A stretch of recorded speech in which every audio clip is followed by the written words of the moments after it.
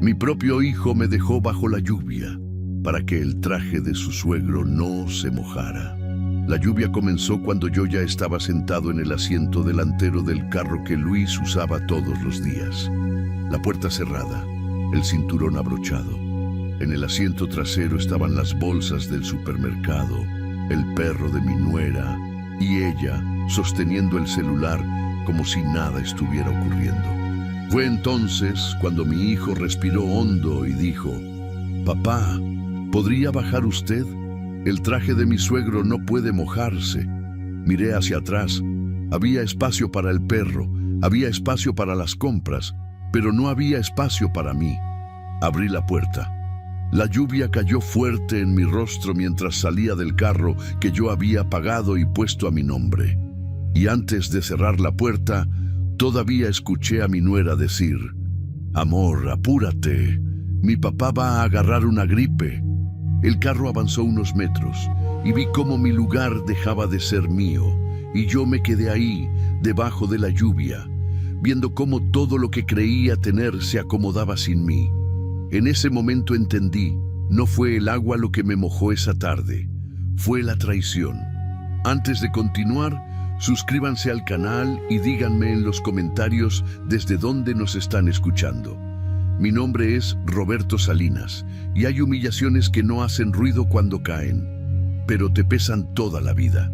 Vivimos en la Ciudad de México.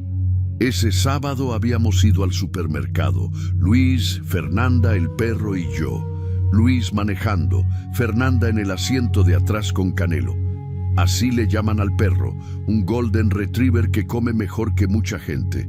Y yo adelante, como siempre, como el padre, como el lugar que creía tener. Mi suegro venía desde Guadalajara esa misma tarde para el almuerzo.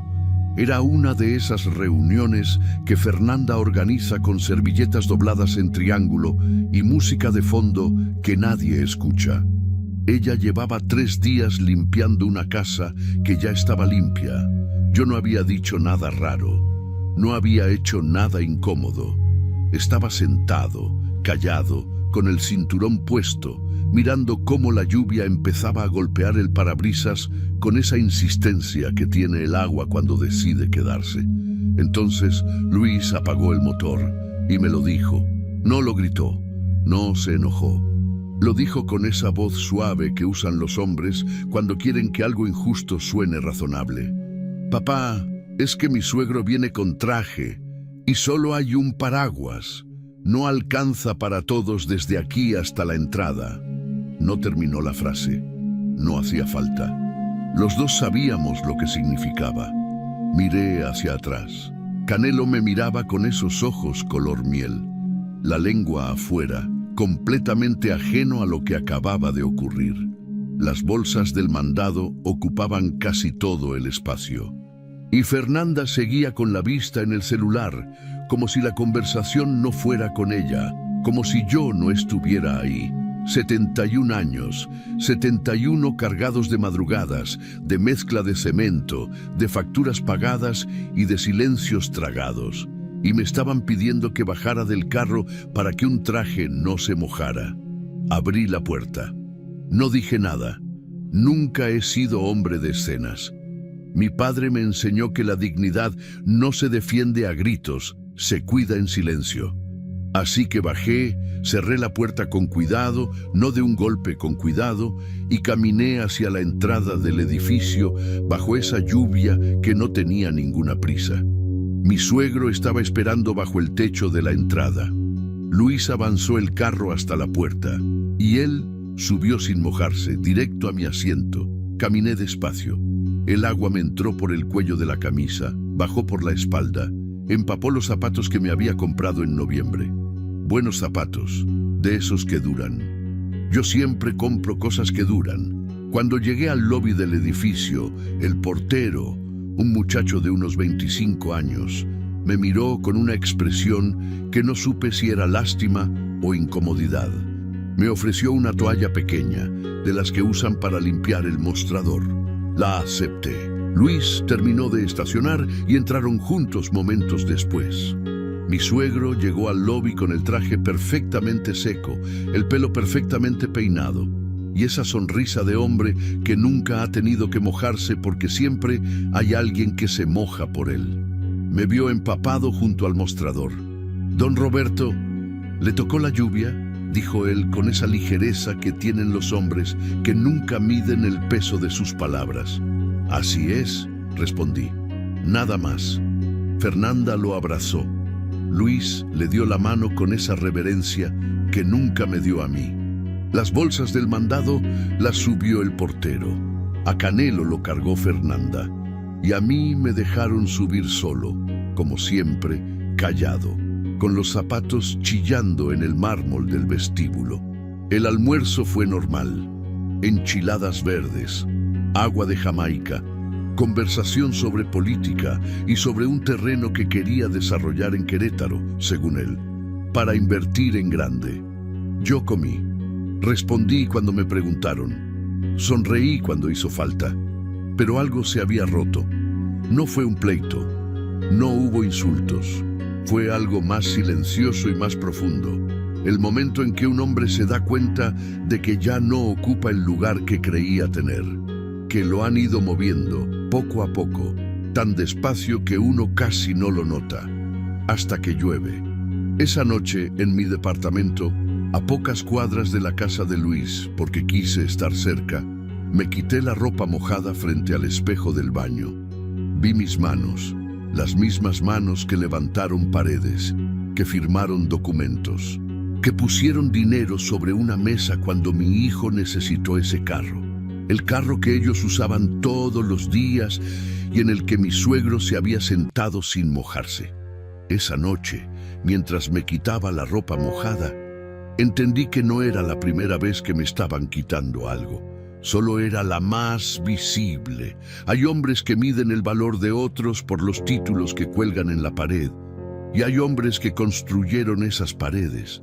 La primera vez que mi suegro me hizo sentir pequeño no fue ese sábado bajo la lluvia.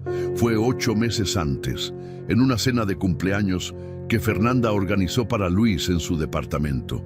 Mesa larga, manteles blancos, velas. El tipo de cena donde todos hablan fuerte para demostrar que saben de algo. Yo estaba sentado frente a él. Había pedido vino tinto. Eligió la botella él mismo, la pronunció en francés, me miró de reojo para ver si yo había notado que la pronunció en francés. Y llevaba 20 minutos hablando de un caso que, según él, había ganado en un tribunal.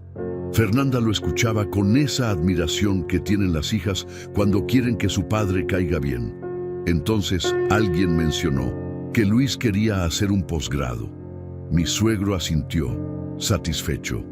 «La educación es lo más importante que un hombre puede tener», dijo, «lo que nadie le puede quitar». Y me miró. No fue un insulto directo, nunca lo es con este tipo de hombres. Fue una de esas miradas que duran medio segundo y valen 1000 palabras.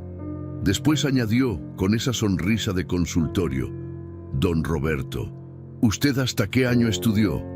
El silencio en la mesa duró 3 segundos. Luis bajó la vista. Fernanda acomodó su servilleta. «Hasta la secundaria», respondí, tranquilo. «No, claro», dijo él. «Aunque nunca es tarde, ¿eh? Hay programas para adultos mayores. Lo vi en el periódico la semana pasada». Se rió solo. Fernanda sonrió por compromiso. Luis no dijo nada. Yo tomé un sorbo de agua y también sonreí. Porque hay cosas que ese hombre no sabe. Cosas que yo nunca he necesitado contar en voz alta para que sean ciertas. A los 14 años ya no había forma de seguir en la escuela. Mi padre murió un noviembre y desde ese mes la casa cambió para siempre. Mi madre se quedó con 4 hijos y una tienda de abarrotes que daba apenas para comer. Yo era el mayor. No hubo discusión, no hubo drama. Simplemente un lunes ya no fui a clases y fui a trabajar. Primero como ayudante de albañil, cargando cubetas, mezclando cemento a mano, aprendiendo a leer un nivel de burbuja antes de aprender a leer un contrato. Dormía en obras cuando había que terminar rápido. Comía lo que hubiera. y observaba, siempre observaba. A los 19 años ya sabía más de construcción que muchos maestros de obra con 20 años de experiencia. No porque fuera listo, o no solo por eso, sino porque nunca le tuve miedo al trabajo que duele en los huesos. A los 24 compré mi primer terreno. No era gran cosa, 120 metros cuadrados en un barrio de la Ciudad de México donde todavía había bardas pintadas a mano. Lo compré con dinero ahorrado durante 4 años, guardado en una lata de café que escondía debajo del colchón porque los bancos me parecían sitios para gente que ya tenía dinero. Firmé los papeles yo solo, sin abogado, leyendo cada línea 2 veces, aunque me tardara el doble. Nadie me enseñó, nadie me guió. Aprendí porque no había otra opción. Con ese terreno construí mi primer departamento tipo estudio. Pequeño, sencillo, sala, recámara, baño, cocineta. Lo construí yo mismo con 2 ayudantes que pagué por semana. Tardé 9 meses. Cuando lo terminé, lo renté de inmediato. En aquel entonces, hace más de 30 años, la renta era de 180 pesos mensuales. Me parecieron una fortuna, y algo en mí entendió una cosa fundamental. Si quería estabilidad real, tenía que construir algo que no dependiera solo de mi fuerza física. Reinvertí, volví a construir. Pasé años en que las manos nunca estuvieron limpias del todo, en que el polvo de yeso era parte de mi cara, en que llegaba a casa tan cansado que me quedaba dormido con los zapatos puestos. Luis creció viendo a un padre que salía temprano y llegaba tarde. Nunca le expliqué los detalles. No era el tipo de padre que se sienta a contar sus logros en la mesa. Me parecía de mal gusto. Mi madre decía que los hombres que hablan mucho de lo que tienen, generalmente tienen menos de lo que dicen. Así que callé, y ahí cometí mi primer error. Callé demasiado tiempo, y ese silencio dejó espacio para que otros llenaran los huecos con su propia versión de lo que yo era. Callé cuando Luis entró a la universidad y yo pagué cada semestre sin que él supiera exactamente de dónde salía el dinero. Callé cuando cubrí el enganche de su departamento. Callé cuando pagué el carro que ahora usaban todos los días, sin que nadie preguntara a quién pertenecía realmente. Y Fernanda, con esa seguridad que dan los apellidos con dinero detrás, siempre habló de mí con ese tono ligeramente condescendiente que tienen las personas que confunden la ropa vieja con la pobreza. Una vez la escuché decirle a su madre por teléfono: «El papá de Luis es buena persona, pero pues, ya sabrás, gente sencilla, sí, sencilla como el cemento, que no parece gran cosa hasta que ya está puesto y carga el peso de todo lo que se construye encima». Luis nunca supo cuánto tenía.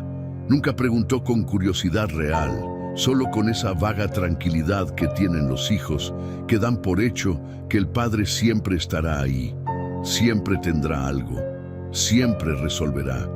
Yo lo dejé creer lo que quiso creer. Tal vez fue mi error, o tal vez fue mi estrategia sin saberlo. Luis siempre creyó que yo solo tenía una pensión, y nunca corregí esa idea. Hay una diferencia entre vivir con poco y tener poco, y yo pasé décadas cultivando esa confusión en silencio. Mi departamento queda a pocas cuadras de la casa de Luis. No es un lugar que impresione, no tiene pantalla grande ni muebles de catálogo. Tiene lo que necesito, ni más ni menos, y eso siempre me pareció suficiente. Fernanda lo visitó una sola vez, cuando Luis y ella llevaban apenas 6 meses de novios. Recorrió la sala con esa mirada rápida que hacen las personas educadas cuando quieren evaluar sin que se note, y dijo: «Qué acogedor, don Roberto, acogedor». La palabra que usan cuando no quieren decir pequeño. Desde entonces nunca volvió, y yo nunca insistí. Lo que Fernanda no sabe, lo que Luis tampoco sabe, es que ese departamento donde vivo no es mío porque no puedo tener algo mejor. Es mío porque elegí rentarlo hace 12 años, cuando tomé la decisión de que mi dinero debía trabajar en otro lugar. Pago 8,000 pesos mensuales de renta, un contrato antiguo que el dueño siempre respetó, porque siempre pagué puntual y nunca di un problema. Una cantidad que a ellos les parecería modesta, coherente con la imagen que tienen de mí, un hombre mayor, jubilado, que vive de una pensión y de la bondad discreta de su hijo. La pensión existe, llega puntual cada mes, 6,400 pesos. La uso para los gastos cotidianos, mandado, medicamentos, servicios. Me alcanza bien porque aprendí hace mucho tiempo que el hombre que no sabe vivir con poco, tampoco sabe vivir con mucho. Pero la pensión no es lo único que entra. A lo largo de 34 años construí, en distintos momentos y distintos rincones de la Ciudad de México, 9 estudios y 3 departamentos pequeños.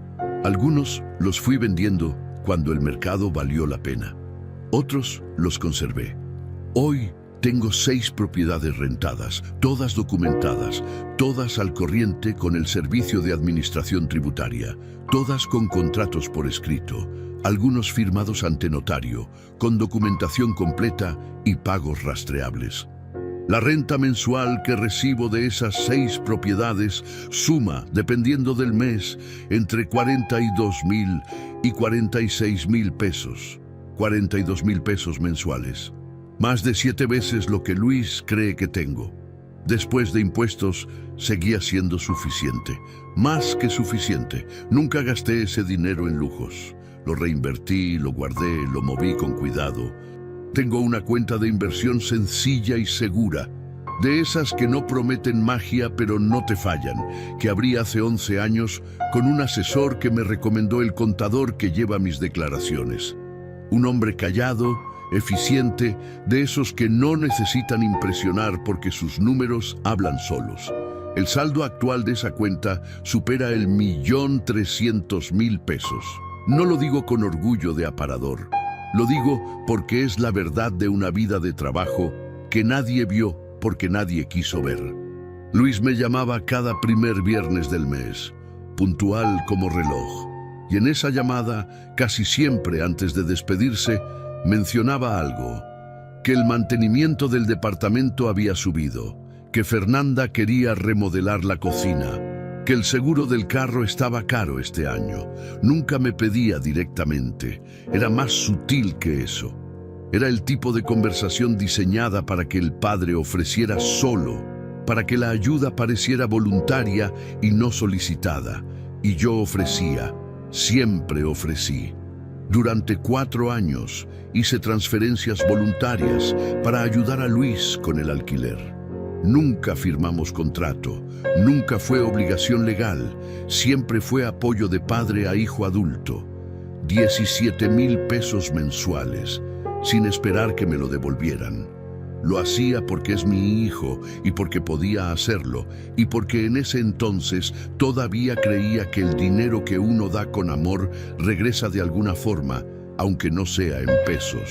También pagué el seguro del carro durante 2 años. También cubrí la diferencia cuando Luis se quedó sin trabajo 6 meses y Fernanda no quiso tocar sus ahorros. Los ahorros que su padre le administra, por supuesto, porque mi suegro no confía en los instrumentos comunes para el dinero de su familia. Y Fernanda durante todo ese tiempo me miraba como se mira a alguien que hace lo mínimo que puede hacer, con esa gratitud tibia que es casi peor que la ingratitud, porque al menos la ingratitud es honesta.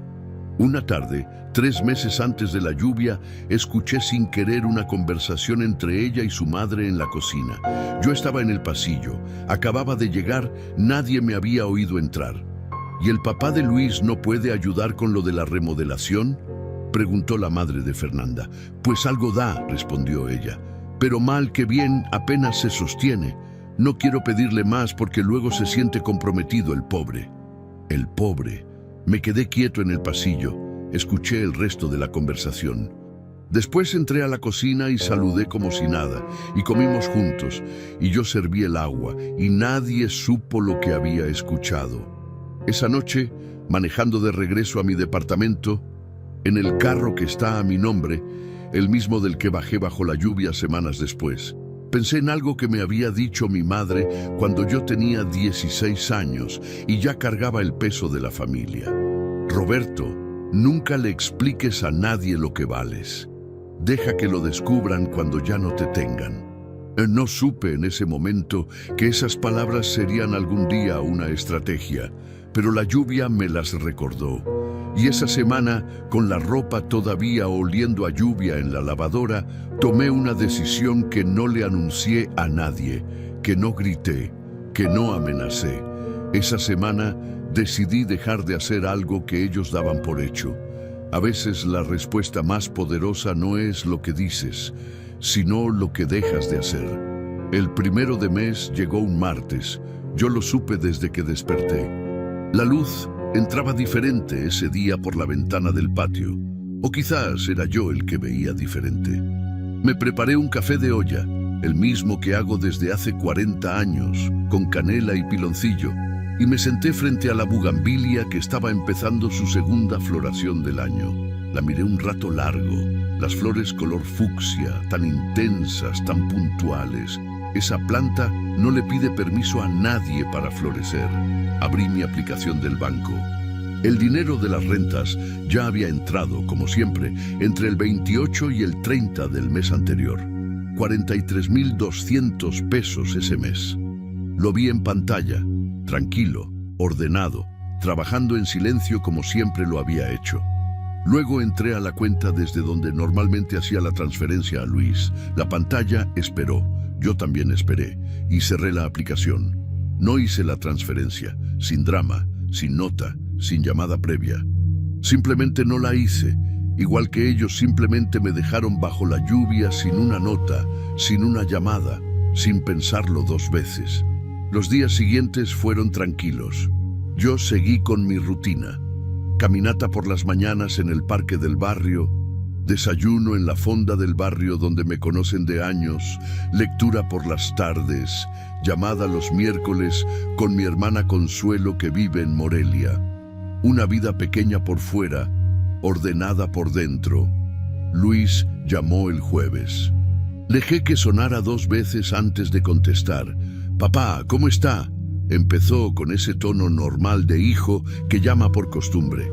«Bien, Luis, aquí tranquilo. ¿Y tú?». «Bien, bien. Oiga, le quería preguntar, es que revisé la cuenta y no veo el depósito de este mes. ¿Tuvo algún problema con el banco?». Lo dijo así. «Tuvo algún problema con el banco». Como si la única explicación posible fuera un error técnico, como si yo fuera incapaz de tomar una decisión. «No», respondí, «no tuve ningún problema». Silencio breve. Entonces nada, Luis, este mes no hice el depósito». Otro silencio, más largo. Escuché de fondo la televisión de su departamento, un programa de noticias, y la voz de Fernanda preguntando algo que no alcancé a entender. «Pero papá, es que tenemos el pago del departamento el día 8. «Sí», dije. «Lo sé». No añadí nada más. Dejé que el silencio trabajara solo, que llenara los espacios que yo normalmente llenaba con soluciones, con transferencias, con la puntualidad tranquilizadora de un hombre que siempre resuelve. «¿Está enojado por algo?», preguntó Luis, y en su voz había algo nuevo. No era preocupación por mí, era la preocupación de alguien que siente que el piso se mueve. «No estoy enojado», respondí, y era verdad. «Estoy bien. Cuídate mucho». Y colgué. Me terminé el café que ya estaba frío. Afuera, en el patio, un gorrión se había parado en la rama más baja de la bugambilia. Lo observé un momento. Esos pájaros nunca piden permiso para posarse donde quieren. Al día siguiente llamó Fernanda. Nunca me llamaba directamente. En 4 años de ser su suegro, podía contar con los dedos de una mano las veces que su nombre había aparecido en mi pantalla. Verlo ese viernes en la mañana me confirmó que el agua había empezado a correr en la dirección correcta. Contesté. «Don Roberto, qué gusto, ¿cómo se encuentra?».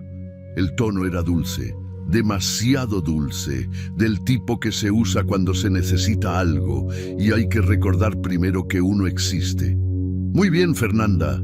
¿Cómo están ustedes? Pues aquí, trabajándole. Oiga, don Roberto, Luis me comentó que este mes no pudo hacer el depósito. Todo bien, necesita algo. Porque si tiene algún gasto extra o algo del médico, nosotros podemos... Me ofrecía ayuda. A mí. El hombre al que habían bajado del carro bajo la lluvia ahora recibía una oferta de apoyo económico envuelta en seda. No, Fernanda, estoy perfectamente. Gracias por llamar. Es que el pago del departamento, don Roberto, ya sabe que si nos atrasamos nos cobran recargo. Sí, dije, los recargos son así. Silencio. Entonces, qué bueno que me cuentan. Cuídense. Colgué de nuevo.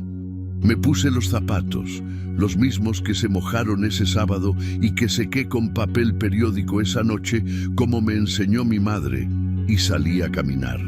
El aire de la mañana olía a pasto mojado y a pan de una panadería cercana. Caminé sin prisa, saludando a los vecinos, deteniéndome en el puesto de periódicos de la esquina.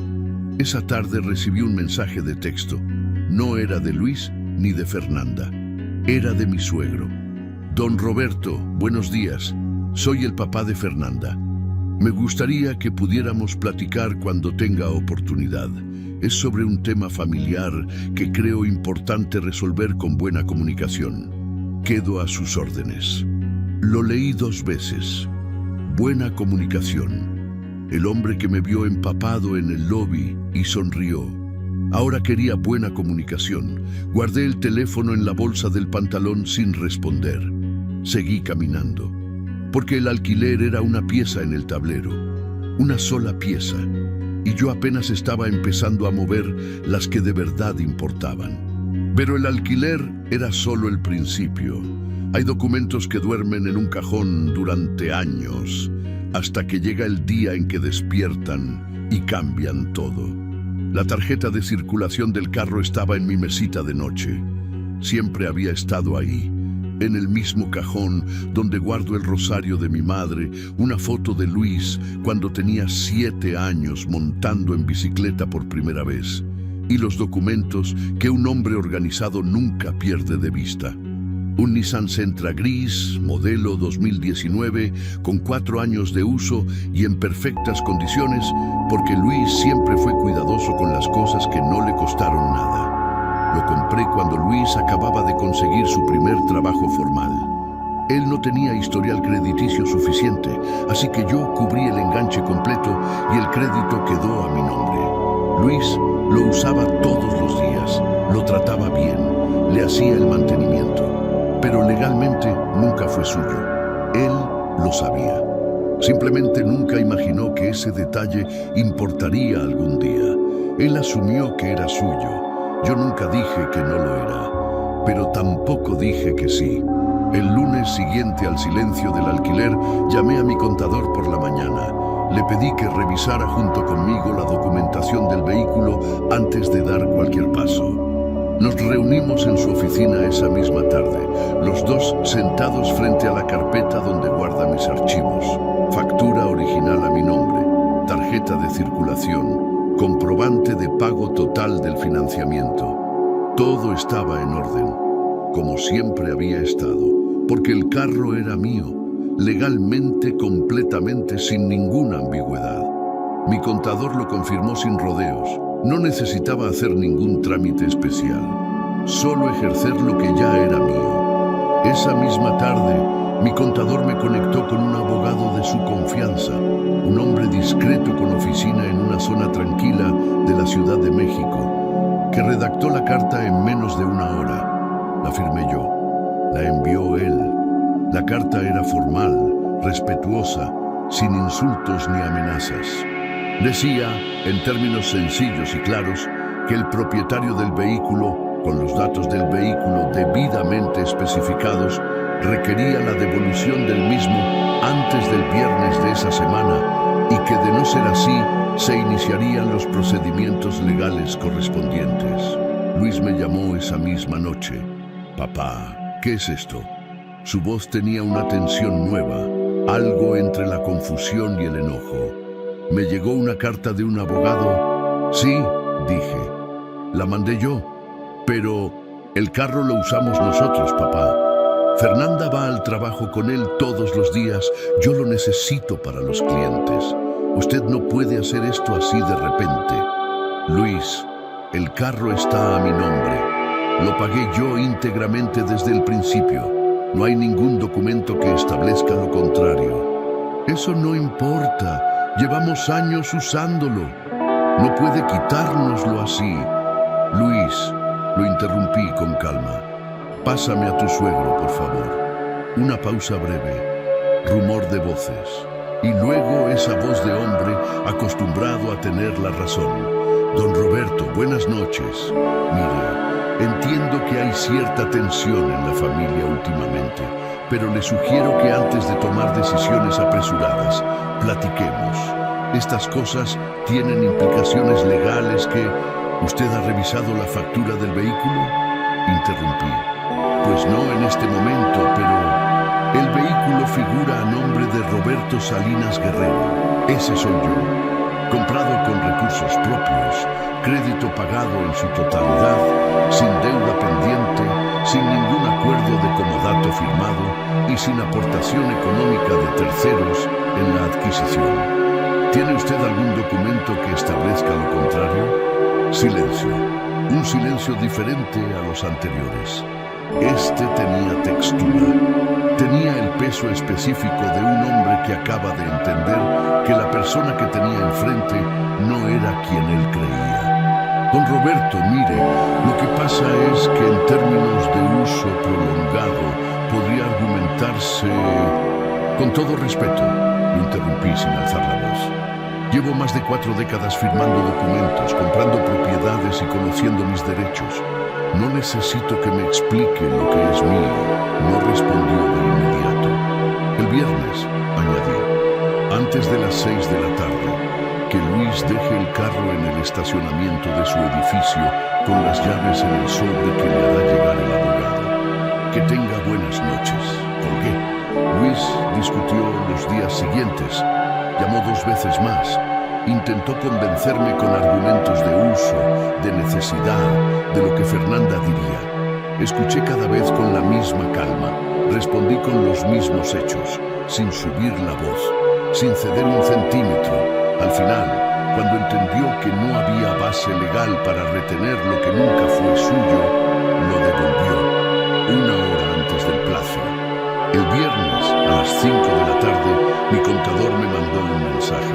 Don Roberto, el vehículo ya está en el estacionamiento, llaves en el sobre, todo en orden. Lo leí, lo guardé. Me serví un vaso de agua de limón y pensé en mi suegro con su traje siempre seco, su voz siempre segura, su sonrisa de hombre que nunca ha tenido que mojarse. Cuando el coche dejó de estar en la cochera de Luis, mi suegro entendió que ya no tenía el control que creía tener. El hombre que te subestima te está dando, sin saberlo, la ventaja más grande que puedes tener. Mi suegro me llamó el sábado por la mañana. No mandó mensaje primero, no pidió permiso. Llamó directo, a las 10:15, con esa confianza de hombre que asume que sus llamadas siempre serán bienvenidas. Contesté desde la cocina, donde estaba terminando de lavar los trastes del desayuno. Me sequé las manos con el trapo de cocina. Respiré despacio y contesté: Don Roberto, buenos días. Espero no interrumpirlo. Para nada. Dígame.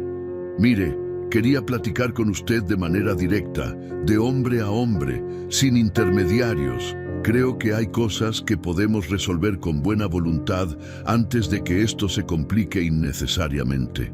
Antes de que esto se complique. La frase favorita de los hombres que quieren que tú des marcha atrás mientras ellos no ceden nada. Lo escucho, dije. Don Roberto, entiendo que quizás se sintió incómodo por algunas situaciones recientes. Las familias tienen sus momentos difíciles, eso es completamente normal.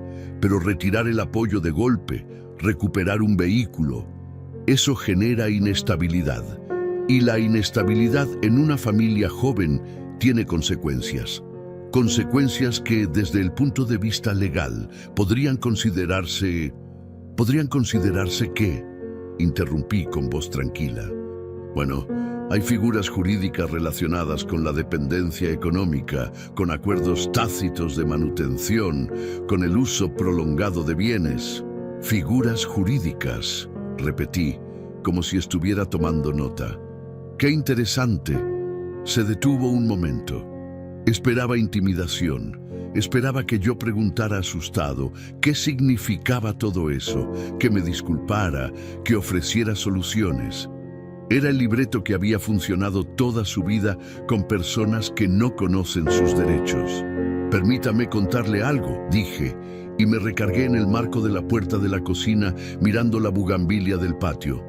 Tengo 6 propiedades rentadas en la Ciudad de México, todas con contratos por escrito, algunos firmados ante notario, con documentación completa y pagos rastreables, todas declaradas ante el Servicio de Administración Tributaria puntualmente desde hace más de una década. Tengo comprobantes de cada transferencia que hice a la cuenta de mi hijo durante 4 años, y ninguna de ellas tiene documento alguno que la clasifique como obligación legal, acuerdo de manutención o compromiso vinculante. Fueron transferencias voluntarias de un padre a un hijo mayor de edad, que yo elegí hacer y que yo puedo elegir dejar de hacer. Silencio. Además, continué, el vehículo recuperado fue adquirido íntegramente con recursos míos, nunca tuvo contrato de comodato, y la factura a mi nombre es documento suficiente para cualquier instancia legal que usted quiera consultar. Don Roberto, empezó y su voz había bajado un tono. No tenía idea de que usted... ¿De que yo qué? Pregunté, sin ironía, sin dureza. Solo la pregunta. No la terminó, porque lo que iba a decir era... No tenía idea de que usted supiera todo esto. No tenía idea de que el hombre que no terminó la secundaria llevara décadas construyendo un patrimonio documentado, asesorado, declarado, intocable. No tenía idea de que detrás de la ropa sencilla y los zapatos mojados hubiera un hombre que había leído cada contrato que firmó, que conocía la diferencia entre una donación y una obligación, que había elegido vivir modestamente mientras su dinero crecía en silencio. Mire, dijo finalmente, con una voz que ya no tenía el brillo de antes. Quizás empezamos con el pie equivocado. Le propongo que nos reunamos los 4, con calma, y platiquemos como familia. Puede ser, respondí. Cuando yo lo considere oportuno, lo llamo. Claro, claro. Cuando usted diga, don Roberto, que tenga buen día. Colgué. Guardé el teléfono, me serví otra taza de café y fui a sentarme frente a la ventana del patio. Pensé en mi contador, que lleva mis finanzas con la discreción de un confesor y la precisión de un cirujano. Pensé en las carpetas que guarda en su oficina. 14 años de declaraciones anuales, contratos de arrendamiento, estados de cuenta, facturas. Todo ordenado, todo limpio, todo con fecha y firma. Pensé en las veces que mi suegro había hablado de derecho en la mesa, con esa autoridad de quien estudió en universidad privada y lleva 30 años cobrando por saber cosas que otros no saben. Y pensé en cuántas veces yo había callado, no por ignorancia, sino porque nunca necesité demostrar nada. La ignorancia que él me atribuyó fue siempre su error, no mi limitación. Esa semana Luis me llamó 2 veces, la primera para preguntar, con una voz extraña, torpe, si podíamos vernos a tomar un café. Le dije que estaba ocupado. La segunda vez llamó un jueves por la noche, y en su voz había algo que yo no había escuchado en años, incertidumbre real. Papá, mi suegro dijo que usted, que tiene propiedades rentadas. ¿Es cierto eso? Sí, respondí. Silencio largo. ¿Y nunca me lo dijo? Nunca me preguntaste, respondí. y el dinero que trabaja en silencio no necesita presentaciones. Silencio del otro lado, un silencio diferente a todos los anteriores. Era el silencio de un hijo que está recalculando algo muy importante dentro de su cabeza, que está viendo a su padre por primera vez con los ojos completos, no con los ojos cómodos que nos fabricamos para las personas que damos por entendidas. Papá, yo creo que cometí errores. Sí, dije, yo también. No le expliqué cuáles eran los míos.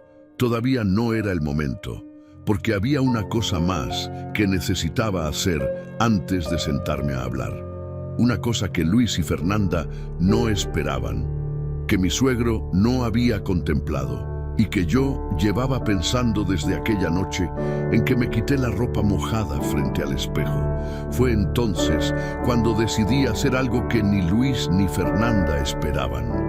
No hay silencio más elocuente que el de un hombre que decide, sin avisar, dejar de estar disponible.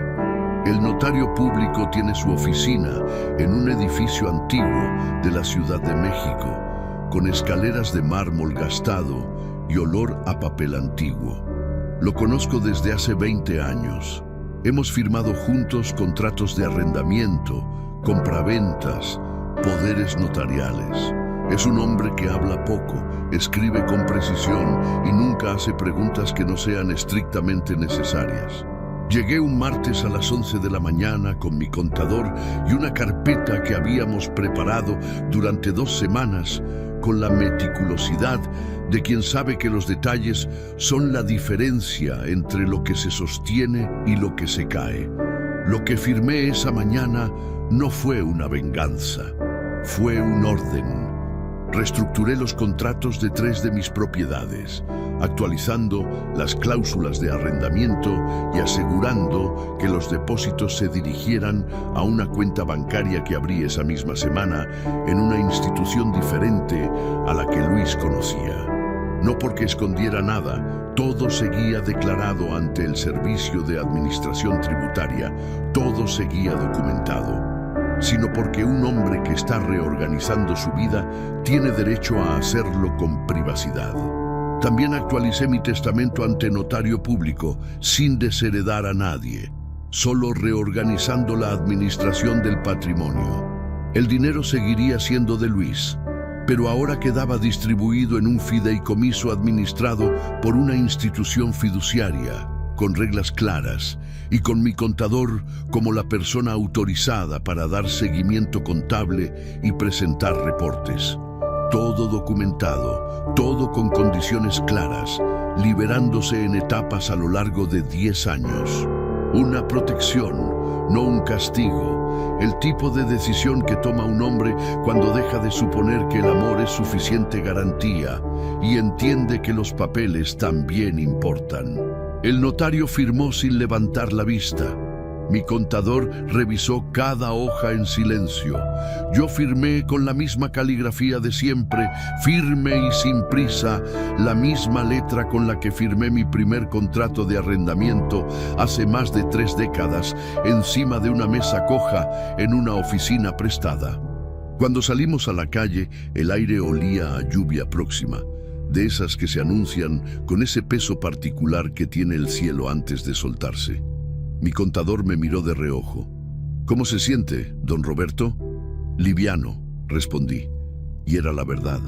Esa misma semana cambié mi número de teléfono. No desaparecí del mundo. Seguí en el mismo departamento, seguí con mis caminatas matutinas, seguí desayunando en la fonda del barrio, donde el café llega sin pedirlo porque ya me conocen.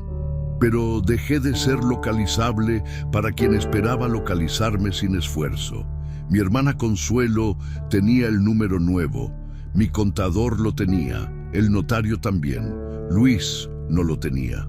Los primeros días intentó llamar al número anterior y le salía buzón.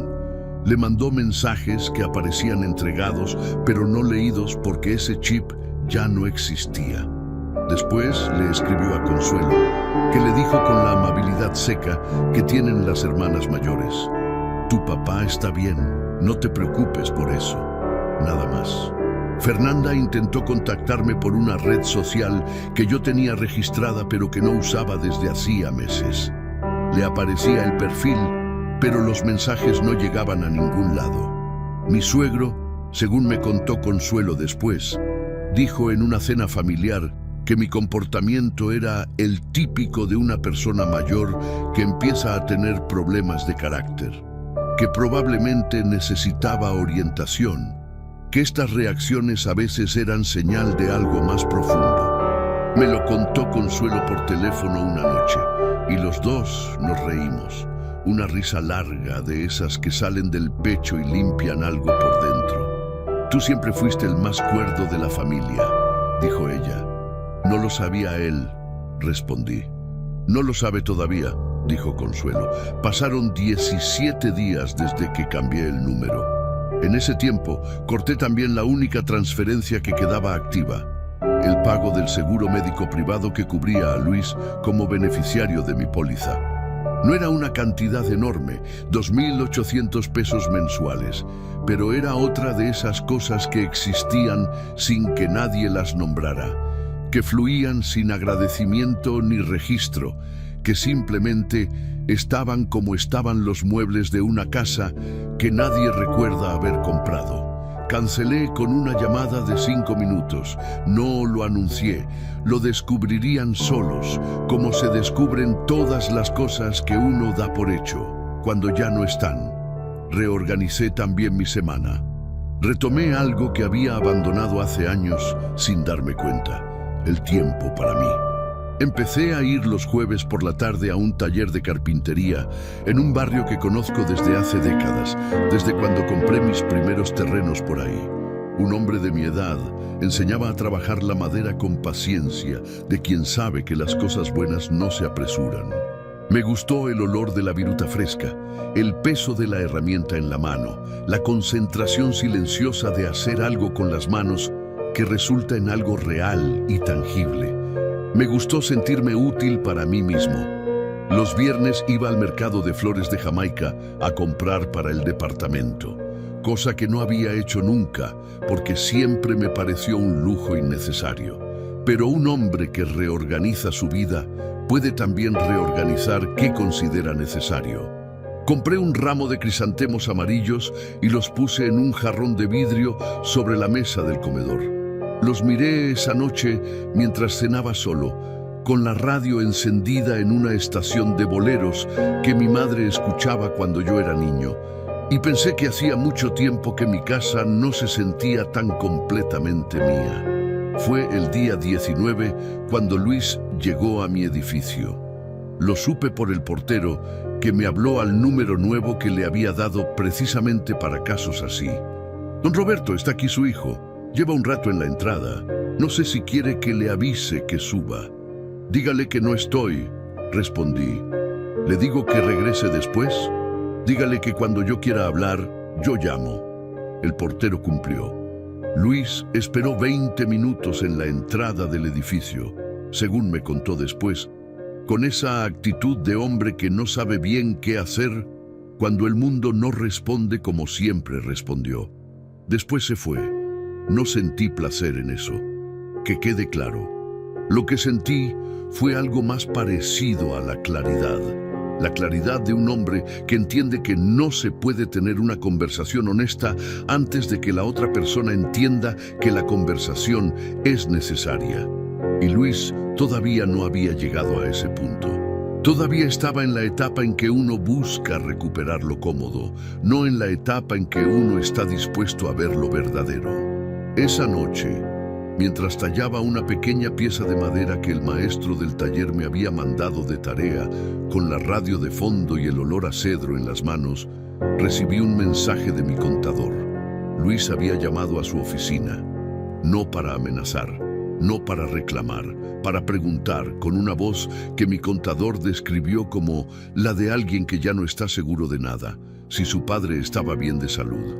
Lo leí 2 veces y entendí que algo había cambiado. Esa fue la primera vez que Luis me llamó.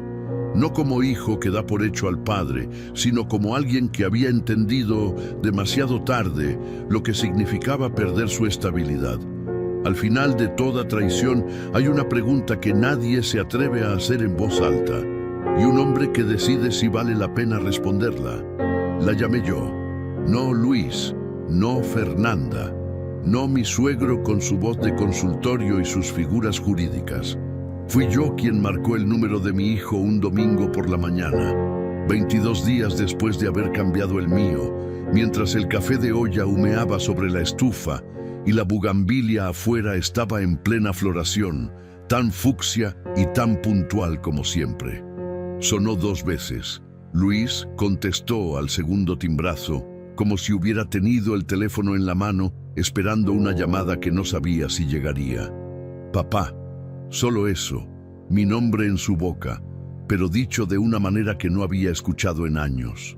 Sin el tono casual de quien habla con alguien que siempre estará disponible, con el peso de quien habla con alguien que aprendió que puede no estarlo. Luis, ¿cómo estás? Aquí, papá, aquí estoy. Le pedí que viniera el martes. Solo él, sin Fernanda, sin mi suegro, sin intermediarios de ningún tipo. Solo los dos, en mi departamento, a tomar café como lo hicimos tantas veces cuando era niño, y el mundo todavía cabía entre estas 4 paredes color crema. Llegó puntual, cosa que noté porque Luis no siempre había sido puntual conmigo. Tocó el timbre a las 4 en punto, con una puntualidad que era en sí misma una forma de decir algo. Abrí la puerta. Se veía diferente. No físicamente, no había cambiado en 3 semanas, pero había algo en su postura, en la forma en que sostenía los hombros, que me recordó al muchacho de 16 años, que llegó a casa a contarme que había reprobado matemáticas y no supo cómo empezar. La misma mezcla de vergüenza y alivio de estar por fin frente al lugar donde se puede decir la verdad. Pasa, le dije. Entramos. Puse el café. Nos sentamos en la mesa del comedor, frente al jarrón con crisantemos que ya iban en su 3er ramo desde que empecé a comprarlos los viernes. Luis los miró un momento, como si también fueran nuevos para él. Papá, yo quiero pedirle una disculpa. Lo dijo antes de que el café terminara de servirse. Sin preámbulos, sin rodeos, con esa franqueza que tienen las disculpas, que vienen de un lugar verdadero y no de un cálculo. Te escucho, dije. Lo del carro, lo de la lluvia. Se detuvo. Apretó la taza entre las manos. No debí haberle pedido que bajara. Fue una falta de respeto que no tiene justificación, y llevo semanas sin poder quitármelo de la cabeza. ¿Por qué no pudiste quitártelo? Porque me di cuenta de que no fue solo ese día. Fue un reflejo de cómo me he comportado durante mucho tiempo. Dejé que Fernanda y su papá marcaran el tono de muchas cosas, y yo me fui acomodando. Dejé de verlo a usted como lo que es. ¿Y qué soy, Luis? Levantó la vista. Mi padre, dijo. El hombre que construyó todo sin pedirle nada a nadie. El que pagó mi carrera, mi enganche, mi alquiler, mi seguro. El que nunca cobró nada y nunca dijo nada.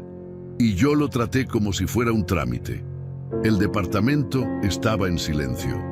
Afuera, en el patio, el viento movía apenas las ramas de la bugambilia, olía a café y a madera, porque había traído del taller una pieza que estaba lijando, y el olor se había quedado en el aire como se quedan las cosas que uno trabaja con las manos. No lloré. No soy hombre de lágrimas fáciles, pero sentí algo aflojarse por dentro, algo que había estado tenso durante semanas, quizás durante años, como una cuerda que finalmente encuentra la tensión correcta. Luis, dije, yo también cometí errores. Fui demasiado orgulloso. Callé cuando debí haber hablado. Me dije a mí mismo que era discreción, que era el estilo de mi madre, que los hombres no andan contando lo que tienen. Pero también fue miedo. Miedo de que si contaba todo, el cariño que recibiera fuera por lo que tengo y no por lo que soy. Y ese silencio dejó demasiados huecos que otros llenaron a su manera. Nunca pensé que usted tuviera miedo de algo, dijo Luis en voz baja. Todos tenemos miedo de algo, respondí. Los que dicen que no, mienten o no se conocen bien. Silencio. Y cuando el cariño empezó a fallar de todas formas, continué. Ya no tenía manera de saber si era por lo que soy o por lo que tengo. Así que preferí quedarme sin ninguno de los dos antes de seguir recibiendo uno falso. No fue de un día para otro. Fueron semanas de llamadas sin respuesta y cuentas que ya no cerraban. Ese proceso le hizo ver cosas que la comodidad no le había dejado ver antes. Luis puso la taza sobre la mesa con cuidado. ¿Me va a dar otra oportunidad? Eso depende de ti, dije. No de promesas, de tiempo, de acciones. Las palabras las entiendo, Luis, pero ya estoy en una edad en que prefiero ver, asintió, lento, con seriedad. ¿Y Fernanda? Pregunté. Hablamos, mucho, más de lo que hemos hablado en años. Hizo una pausa. Ella también tiene que reconocer cosas. Y creo que está empezando a verlas, aunque le cueste más. ¿Y su padre? Luis bajó la vista un momento. Mi suegro, empezó, y eligió las palabras con cuidado. Es un hombre que no está acostumbrado a no tener razón. Creo que esto lo tomó por sorpresa. Usted lo tomó por sorpresa.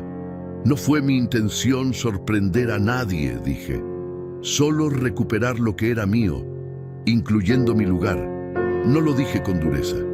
Lo dije como se dice una verdad, que ya no necesita defenderse, tranquilamente, como los hechos que son tan sólidos que no requieren volumen para sostenerse. Tomamos el café hasta el final. Hablamos de otras cosas también, de un proyecto que Luis quería retomar en el trabajo, de Consuelo y sus hijos en Morelia, de la pieza de madera que estaba tallando en el taller. Le mostré la madera. La sostuvo entre las manos, la giró, la miró con una atención que me gustó. ¿Desde cuándo hace esto, papá? Desde que tuve tiempo para mí, respondí. Se quedó un momento con eso. Cuando se fue, al anochecer, me dio un abrazo en la puerta. Un abrazo real, de esos que no tienen prisa y no calculan nada. Me apretó el hombro con las dos manos antes de soltarme, y vi en su cara algo que reconocí porque lo había visto en el espejo muchos años atrás. El rostro de un hombre que acaba de entender algo importante sobre sí mismo y no está seguro de que le guste lo que vio, pero sabe que verlo es el único camino. Lo vi bajar las escaleras, cerré la puerta. Me quedé un momento en el pasillo de mi departamento en silencio, con el olor a café y a madera en el aire. Pensé en el asiento de un carro, en una lluvia que caía sin apuro, en el momento en que una puerta se cierra y un motor arranca y uno se queda parado en la banqueta preguntándose cuándo exactamente empezó todo esto. Pensé en los zapatos que sequé con papel periódico esa noche, en el rosario de mi madre, en el cajón de la mesita, en los crisantemos amarillos sobre la mesa del comedor. Pensé en mi suegro, con su traje perfectamente seco, su voz de hombre que nunca ha tenido que mojarse, su sonrisa de consultorio. Y pensé que hay cosas que el dinero protege, cosas que los documentos resguardan, cosas que la ley defiende. Pero hay una sola cosa que nadie puede proteger si uno mismo no la cuida: la dignidad. No la que se demuestra con títulos ni con trajes costosos, la otra. La que se construye levantando paredes cuando nadie mira, firmando contratos en oficinas prestadas, secando zapatos mojados con papel periódico sin hacerle drama al mundo. La dignidad silenciosa de un hombre que sabe exactamente quién es, aunque nadie más lo sepa todavía. Mi suegro ganó ese sábado bajo la lluvia. Ocupó el asiento. Se mantuvo seco. Llegó al almuerzo con el traje perfecto y la sonrisa en su lugar. Pero algo en ese tablero había cambiado desde entonces, y él lo sabía, y yo lo sabía. Y lo que importaba era que ahora Luis también lo sabía. Fui a la cocina. Me calenté el último resto de café. Me senté frente a la ventana del patio y miré la bugambilia en la oscuridad, apenas visible con la luz que salía de mi ventana. Esas flores no le explican a nadie por qué florecen 2 veces al año. Simplemente florecen. Afuera, en algún punto de la ciudad, quizás llovía. Esta vez yo estaba adentro. Y el traje de mi suegro nunca volvió a mojarse, pero el orgullo de todos sí.